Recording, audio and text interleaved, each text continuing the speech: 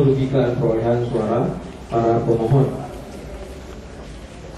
Lalu, dalam tahapan proses pemutahiran data yang dilakukan termohon secara faktual menimbulkan permasalahan sebagaimana fakta berikut. 1. Tahapan pemutahiran data langsung saja, itu tadi kan soal data pemilih ya. Baik, langsung poin-poinnya yang lain lagi. Ini kan itu teknisnya, Oke. cara melakukannya, soal pendataan.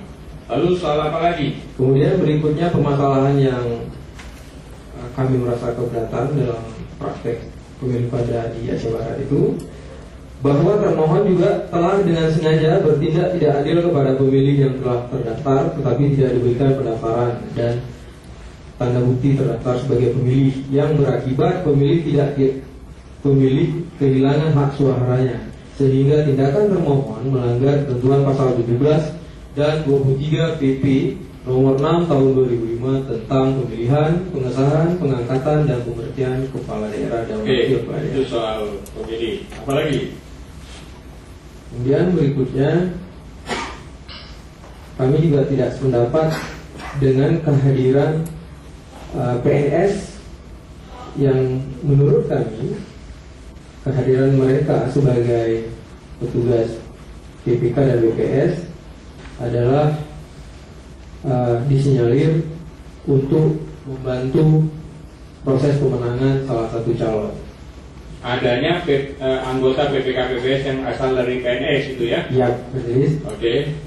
Terus apa lagi? Kemudian adanya praktik intimidasi yang dilakukan oleh salah satu calon kandidat nomor 11 incumbent dalam hal ini kepada para PNS di jajarannya, bahwa apabila tidak ada tindakan-tindakan atau praktik-praktik yang sifatnya mendukung dari pihak si incumbent ini atau calon nomor urut 11, maka mereka akan diberikan sanksi, dan ini cukup berpengaruh dan cukup sistematis upaya itu dilakukan oleh